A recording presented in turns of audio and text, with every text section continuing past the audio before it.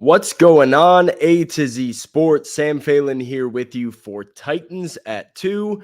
Talking a little Stefon Diggs trade, the NFL blockbuster that went down earlier this week. The Houston Texans making a somewhat shocking, somewhat surprising NFL trade that I think a lot of Tennessee took the wind out of the sails of a lot of Tennessee Titans fans. If we're really being honest here, I feel like there was a lot of momentum building for the Tennessee Titans this offseason. You go add Calvin Ridley. You've got a handful of other signings like Lloyd Cushenberry and Tony Pollard and Chidobe Awuzie.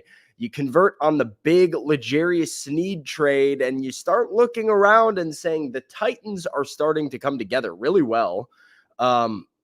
Their holes are starting to get few and far between, and they still have the 7th overall pick in the NFL draft. They still have the 38th overall pick in the NFL draft. They still have a brand new coaching staff, which should be able to elevate this roster even more. There was a lot of excitement building about, hey, what could the Tennessee Titans be? In fact, I said here in the Titans at 2, and we looked at the betting odds for the AFC South right now and for the AFC as a whole, and I was kind of just shocked at how much disrespect the Titans were getting nationally. A huge gap between them and the other teams in the AFC South. Now, do I think the Titans were, before the Stefon Diggs trade, going to win the AFC South? No.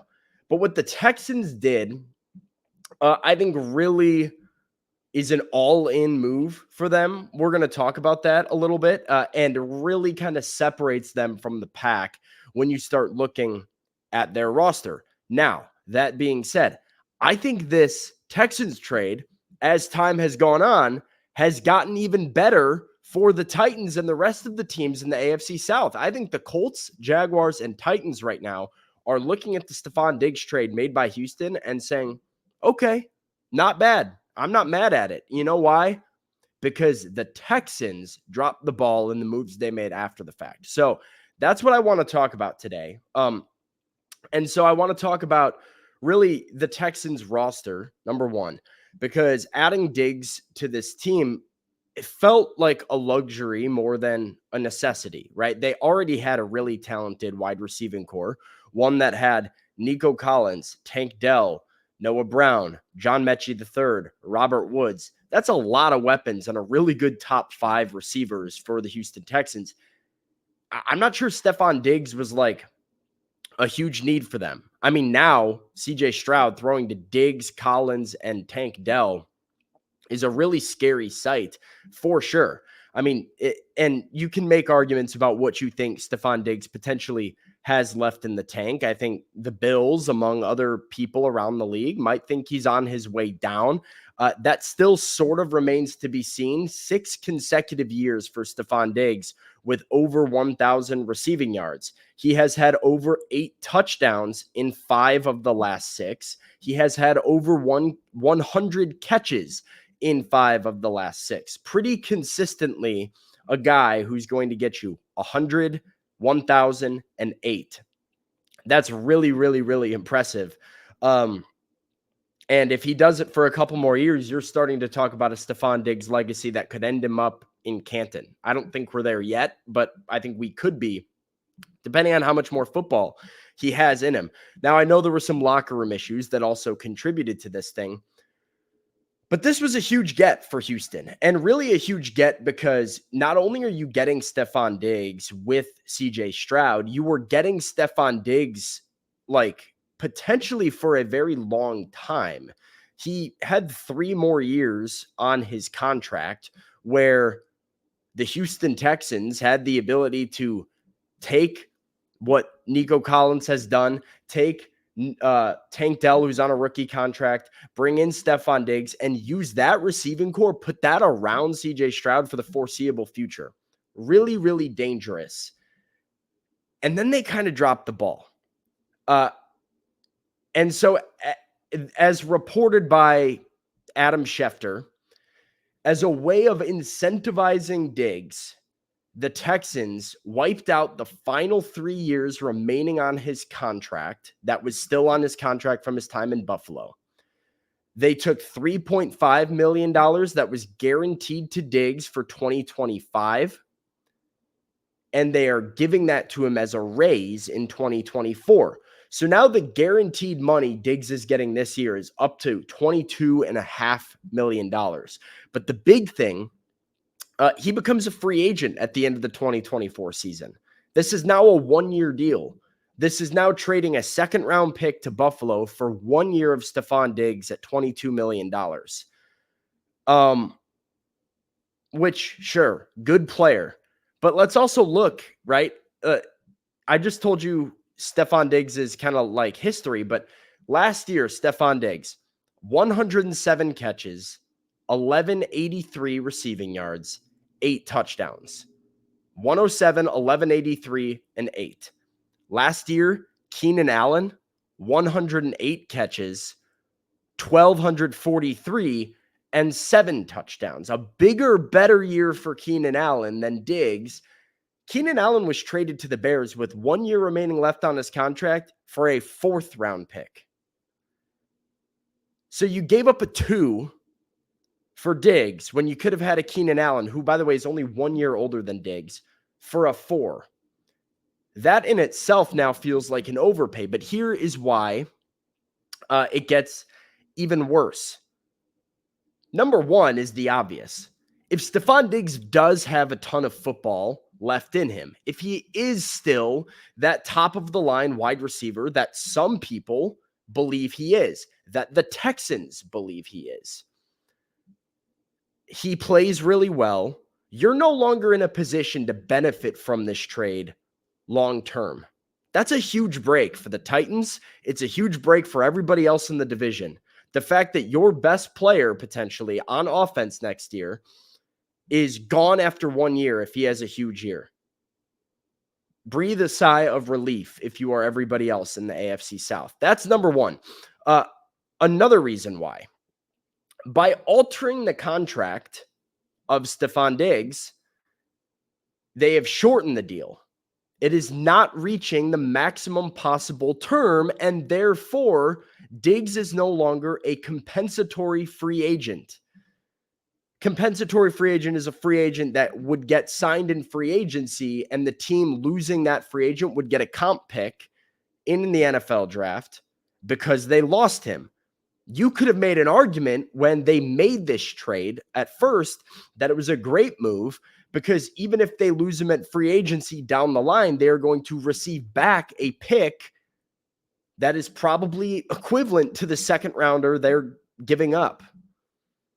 That's no longer the case. They forfeited the right to a compensatory pick by shortening the contract to give them less contract control over Diggs. So what's in it for the Texans? Because this seems like it is loaded for Stefon Diggs. He gets 22.5 guaranteed. He gets to become a free agent sooner.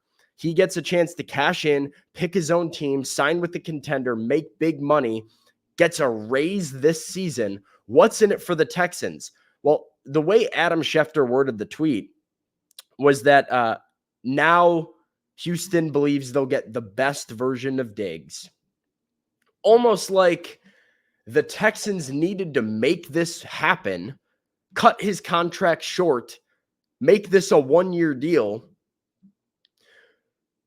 to incentivize him to play hard and play his best. Maybe it's just me, but if you have to make a guy an impending free agent to give him motivation to play hard, maybe not the guy you want to trade for to begin with. So you overpaid, right? Because Keenan Allen is going for a pick 2 rounds later. And you're traded a future second, which might be better than where the Bills are currently picking. They're picking at the end of every round right now. If they kind of have the Texans, who knows what they're going to be. You overpaid. You cut the contract short, gave yourself less ability to capitalize on Diggs' success. You gave Diggs all the freedom to choose whatever team he wanted to go to. You sacrificed the comp pick in the process. When this Stefon Diggs trade came out, I said, uh-oh. I said, Texans, chill out. Chill out. I was looking forward to a fun AFC South this year. You're making it not fun by just running away with the thing and getting all the players. I think a lot of AFC South fans, whether you're a Jaguars fan, a Titans fan, a Colts fan, felt the same way when this trade came out, of just eye roll. And as this has come along and as they've worked out the details of this, I think the Texans are digging themselves in a bit of a hole. Now, the Titans probably do feel pretty good about their ability to combat this. And it's honestly good on the Titans for spending the money where they did this offseason. As you guys saw on the thumbnail, there is a man down there wearing number 38 in a Titans uniform named L'Jarius Sneed, who is a battle-tested individual who went up against a lot of the top wide receivers in the NFL last year and had a ton of success.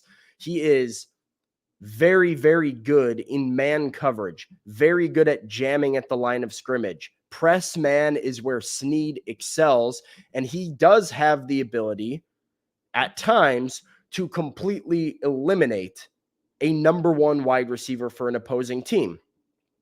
If this is last year's Titans team going up against this year's Texans team, they don't stand a shot in hell. If you've got Christian Fulton and Trey Avery and Sean Murphy-Bunting as your top three corners, potentially trying to cover a receiving core of Stefon Diggs, Tank Dell, and Nico Collins, you are so screwed with the amount of explosive passing plays you are going to give up. I think this Titans secondary, barring them adding a safety, which I still believe they will do, can really hang with a lot of teams' receivers as far as like coverage is concerned. Now, can they stop the run? Can they cover tight ends as linebackers? Can they get after the passer consistently? I don't know. They do have some work to do, but I think the secondary is at least going to be able to handle this sort of pressure. So you have to feel good about that. And I think the Titans have to be feeling, right, if the goal is to take a step forward and be more competitive and start turning this thing around sooner rather than later under Brian Callahan, you got to be feeling really good about where you invested this offseason, looking at what's happening around you in the division right now. The Texans are going to be the team to beat and the team to catch for the next 4 years. That's CJ Stroud's rookie contract window. And unless something unforeseen happens where Will Levis takes that astronomical jump onto CJ Stroud's level, Anthony Richardson takes an astronomical jump onto CJ Stroud's level, Trevor Lawrence finally puts it all together and looks like the number one overall pick the Jaguars expected him to be. Until any of that happens, CJ Stroud is top dog and the Houston Texans run this division. The question is, can you compete well enough to, one, maybe sneak into an AFC wildcard, and two, steal a division from them if you're competitive enough? The Titans are not there yet, but they're well on their way, and I think they did really well investing where they did. This Diggs trade, not as concerning to me as it was when it was first made. I don't think it should be to you either. That's all I got for you on Titans at 2 this afternoon. Thank you guys for tuning in. For my little Stefon Diggs rant here, I will be back on Monday with another recorded version of Titans at 2 to talk about NFL draft prospects that have met with the Tennessee Titans and what I think it means for their draft strategy moving forward. Be sure to catch me there. Till next time, tighten up. We will see you later.